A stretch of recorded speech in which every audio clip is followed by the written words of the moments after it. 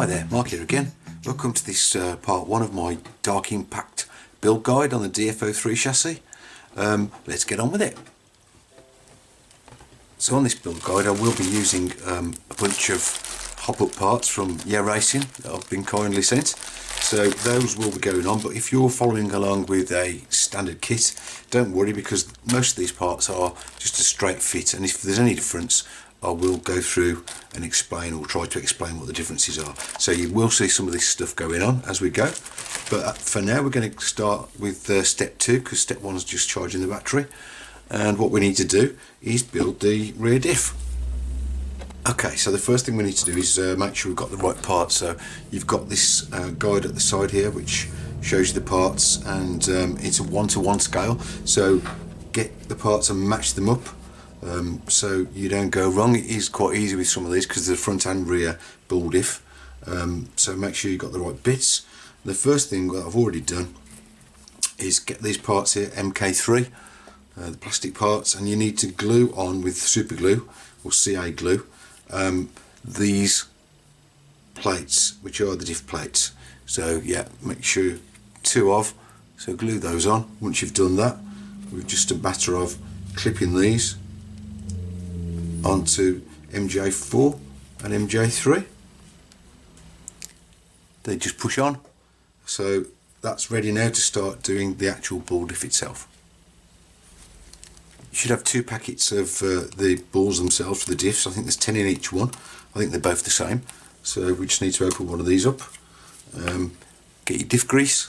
We need to put some diff grease in these holes, an MG1, which is the actual diff gear itself for the rear, and then place those balls in the holes.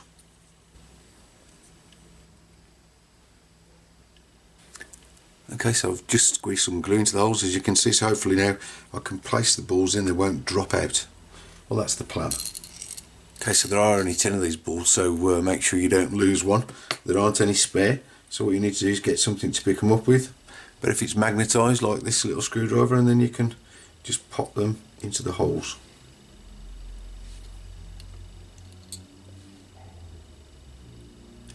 Like so.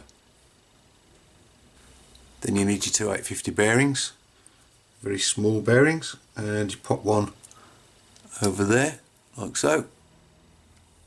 And the other one goes into that cup on the other output shaft.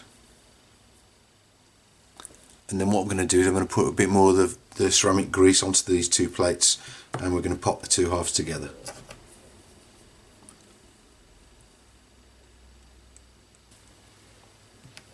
I've heard a lot of people say that these diffs are like cheese, so we'll see how we go with this.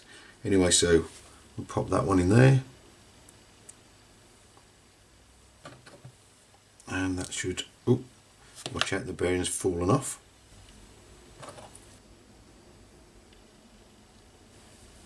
Just pop that together, and I think that feels quite smooth, so we'll get on with the next bit, which is securing it with the long bolt. Okay, so this is where it gets a bit fiddly. You need MA27, which is a 2x25, which is that black 2mm allen screw. Then you need your thrust bearing, which is that thing I hope you can see. It's on the end there, it's not focusing. But that's the bearing you need to put on. You need to put some grease on that. And then we're going to push this through the diff.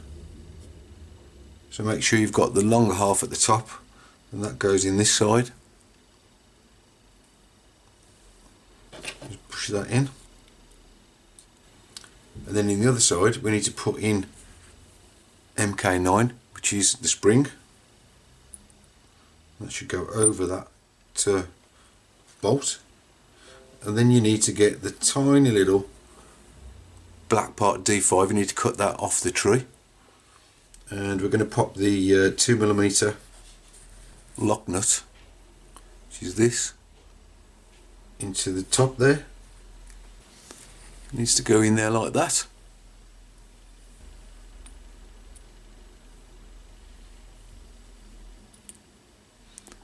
Yep, so that slides down there, and that D5 plastic part locates in the slots.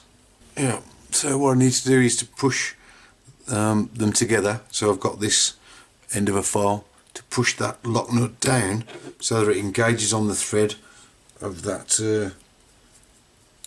2mm wide bolt, or Allen bolt.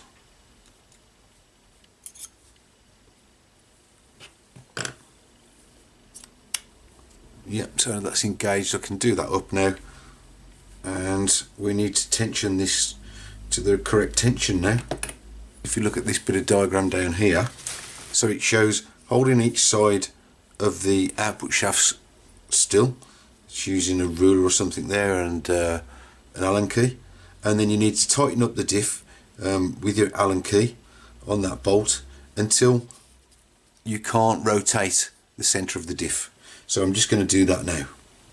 And to complete this step, you just need two of these really thin 0.1mm thick shims, as they're called.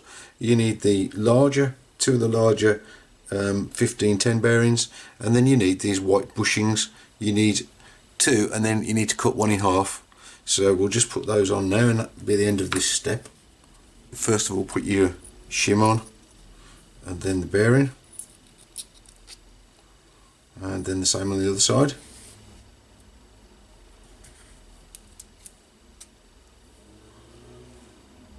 Okay, and then what we need to do is, in the long side, you just put one of those white bushes,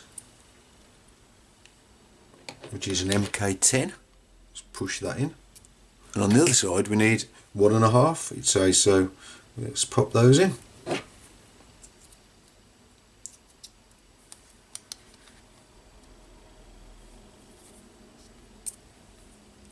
Like so, and I think that's the rear diff finish. So on to step 3, which is attaching the rear differential gear, which is basically putting the gear into the case. So you need part A1, again line it up as it's shown in the diagram, and then you need the rear of the case, which is A4, again goes that way up with these holes at the bottom, and basically you put the diff in and grease it up.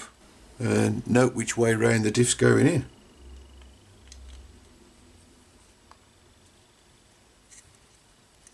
Should be like that. So I'm going to get some grease on it, pop that on. I will put a bit of anti-wear grease around these mating surfaces to make sure no dust and dirt gets in. Yeah, and just put the 4 3x10 screws in.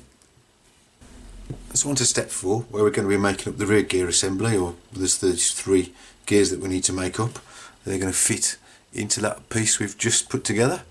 I'm going to do these one at a time, and this is again where I can't state, it's really important to check your parts down the side here, because there's 950 bearings that go in this first one, and they are just slightly different to the 1050s. It's easy to get them mixed up, but if you match them to the diagram you should be okay. So we need 2 of those 950s, we need 2 of those tiny little 0.1mm shims, 5mm ones this time, and we need this 5x40mm hollow shaft. So I think the first thing we need to do is to get this piece, which is an MH3.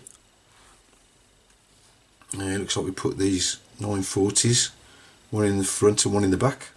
Yep, that's a really tight fit in there, and one in the other end, which isn't so tight. That shaft goes through, and then we've got those 2 super slim shims, something like that. It's saying to grease it up, but I'm going to grease them up when I've got them all made up. So to get this out the way at the moment, I'm just going to pop it into place just so it doesn't roll away and fall apart. Okay, now for the next bit. Okay, so now we're going to do the prop joint. I've zoomed in a bit more, hopefully you can see what's going on. You need to get this MK2, again match it up with the diagram, strange looking bar, and I think what we need to do is to get a 1050 bearing, put that on like that. Then I think we need this 5mm 0.1mm thick shim, and then it looks like now we need to put that E-clip, 4mm E-clip onto that slot. Okay, so I think that's right. So we've got that, we've got the shim, and then we've got the E-clip. Okay, so that's that bit done. We've got to fit on D3, so again this is of parts tree 3, and you've got this MD4, which looks like is a kind of black grub screw. I think that needs to screw in to hold that piece onto the shaft. Alright, and then to finish this off we need the 2x10 pin that goes through the hole that's in that shaft. Then we need MH2 bevel gear, I assume is this piece. Yeah, and that's going to locate onto that pin. And then we put, again, not seen one of these before, an 830 bearing which just sits on the end there. And I think that's the prop joint done. Right, so let's just again put that into the gearbox case so we don't lose any parts again. I think it goes in like so. Yep, that's meshing. I can put some grease on there when I've got it all finished. So onto the last of the gear assemblies, which is the main shaft. For this you need the all metal MK1. It comes already as one. And we need another 4mm E-clip. And there's only one slot, so we know that's the one it's got to go onto, like so. Then you need 2 of the 5x0.1mm shims. And one, and the other. I think they go up against that clip. Then you need your 1050 bearing. And on the other side, the 950. And again, you need to match these up because they are very similar when you look at them by eye. Okay, so that's all those shafts done. On step 5, which I've already started, as you've seen. There's the 2 that are already placed in that we just did. And so it's just a matter of the main shaft now going into this part of the housing. Okay, that looks okay. Right, I'm going to get some grease on all these parts and then just put on the top case, which is A3, and secure with the 10mm by 3 screws again. So step 6 is attaching the spur gear, which is this one I think. There's these 2 gears with it, and quickly looking, the easiest way to tell which is the right one, the 78 tooth, is it's got those 3 holes and the other one hasn't. So that's the 78 tooth, hasn't got any markings on it. So you need that one. First thing we need though is this motor plate, lovely bit of metal. I think it's aluminium, and we need to get the front diff case that we've done, and this needs to go on with the 3 countersunk screws. Okay, so that's those 3. And while I'm showing the case, you might have noticed these stainless steel Allen head screws that I've used in place of the standard ones. You'll see those dotted all around the place. I use those where I can. Obviously they won't rust, so just get these screwed in. The next thing we need is this what it calls an MD4. Took me blooming ages to find this. It was in one of the bags. I didn't know whether it was plastic or what, it doesn't say, but it's a shiny brass thing, you can't miss it. It's in one of the bags. That just slips over the shaft there, and then I think all we need to do is put through a 2x10 pin through the hole, and simply put the spur gear over that, make sure it locates, and then we screw on a 4mm lock nut, or 4mm flange lock nut I should say. Basically it's a wheel nut I think, or same as a wheel nut, and that's step 6.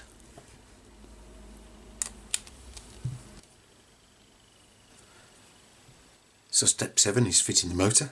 So obviously you'll need a motor. I'm using this spare torque tuned one I've got, and you need the 2 3x6 screws to hold it on.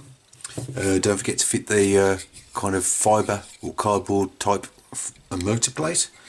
Get it lined up with holes, and all we need to do is get these 3x6 screws in place, and we can get the pinion on.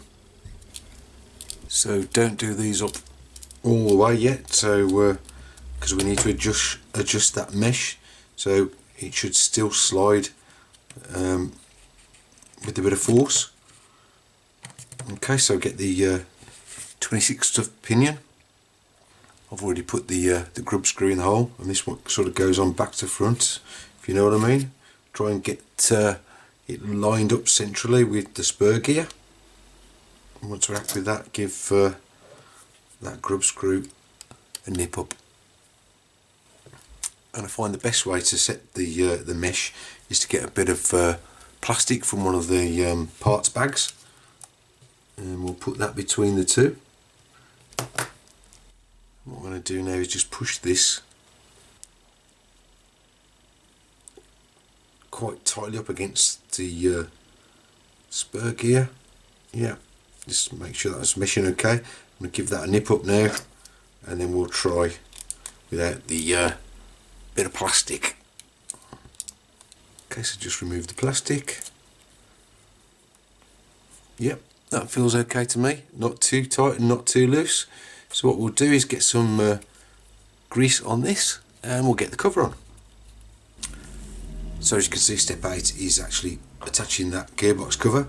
You've got this part M8 as well, which just kind of twists into place.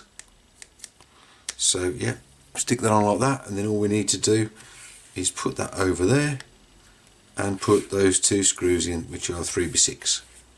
It also shows in this step putting the body post on, which is M10.